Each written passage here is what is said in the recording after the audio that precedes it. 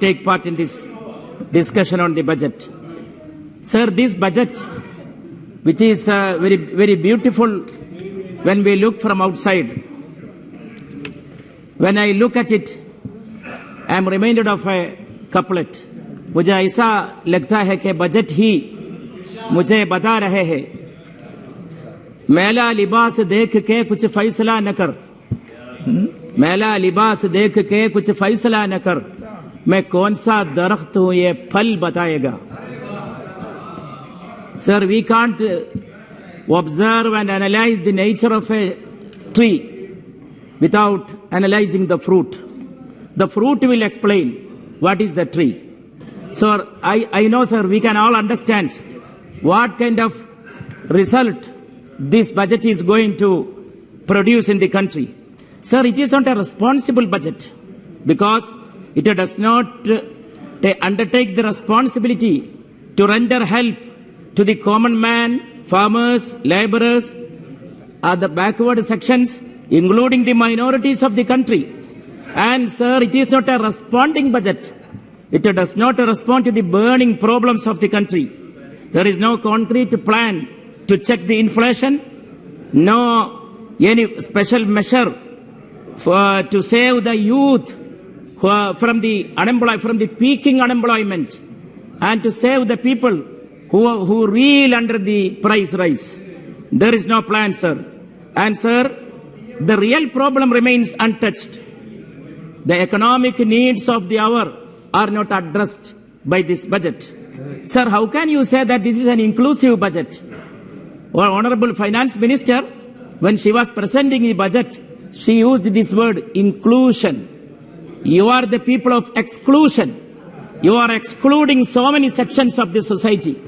You are not the people including various sections of the society. You include minorities, you include laborers, you exclude minorities, you exclude farmers, you exclude laborers, you exclude women, you exclude even the youth who are very suffering great difficulties due to the unemployment.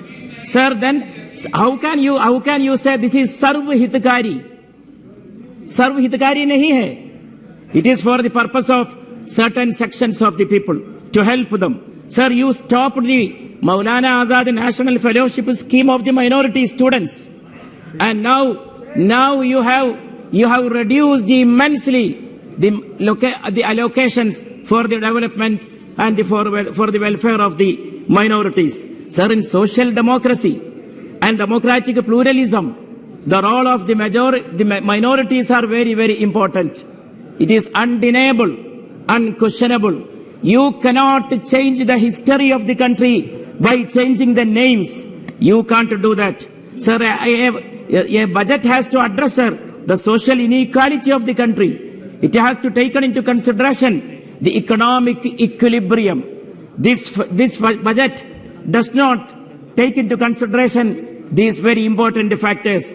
Sir, my learned friend on the other side was quoting a lot of couplets.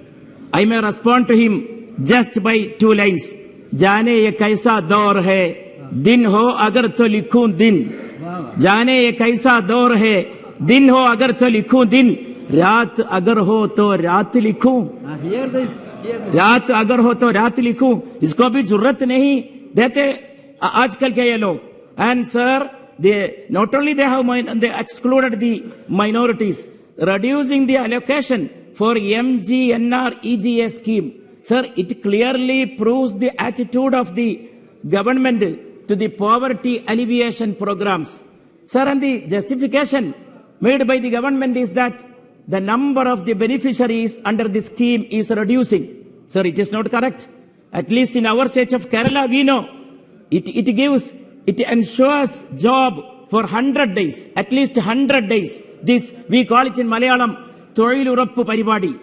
This program, it is very, very important. And sir, when I come to the policy of exclusion, this budget does not take into consideration the fiscal federalism. You did not give anything to our state of Kerala. We asked so many things. And the Bengal Chief Minister spoke against this budget. Bihar Deputy Chief Minister spoke. Chhattisgarh Chief Minister spoke. Tamil Nadu Chief Minister spoke. They did not get anything. Even Punjab Chief Minister spoke against this budget. So that means this is against the fiscal federalism, which is the very basis of our constitution. And sir, it is not a growth-oriented budget, and it is not a stability-oriented budget. No growth, no stability. Growth is not the growth of the affluent. Growth is not the growth of affluent. Growth is the growth of common man. For the growth of the common man, the maximum investment the country needs in the field of agriculture. Sir, even these IT changes and new IT slabs, it is not going to help the common man. It will be helping only those who are with higher income, highest income. Only those people, highest income brackets, they will be getting the benefit of this thing. Food subsidy is stopped, and you have reduced the education budget. You have reduced even health budget. Reducing health budget actually goes against national health policy. National health policy, our government's own policy. And sir, these bank loans for farmers, I may pose a question to the Honorable Finance Minister and my honorable and learned friends on the other side. How are you going to help the farmers by giving bank loans? How are the banks are going to give and sanction loans to the poorest farmers without enough documents, without sufficient documents as demanded by the banks? How, sir, they will be able to produce such documents? That is my question. And sir, this government theory, sir, I'm concluding, sir. Yes, sir. Sir, bank loans, the benefit is not going to be availed by the poorest of our country, the poor farmers. Our country needs more and more investment in the field of agriculture.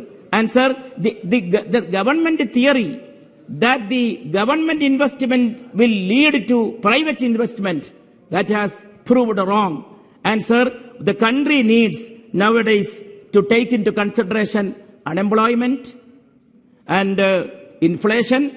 And sir, unemployment is increasing day by day. In the city, it is more. In the cities, it is more than 10%. Our youth are suffering, and this budget has no solution. I request the Honorable Finance Minister of the government to take into consideration the burning issues of the economy of the country and to come forward to solve them instead of making such and such claims. Thank you. Thank you, sir. Thank you so much. PC Mohanji.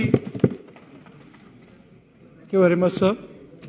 So please allow me to speak in Kannada, sir, my state language. ನಮಸ್ಕಾರ. ಅಧ್ಯಕ್ಷರೇ, ನನಗೆ budget ಮೇಲೆ ಮಾತಾಡಲು ಅವಕಾಶ ಮಾಡಿಕೊಟ್ಟ ತಮಗೆ ನಾನು ಧನ್ಯವಾದಗಳನ್ನು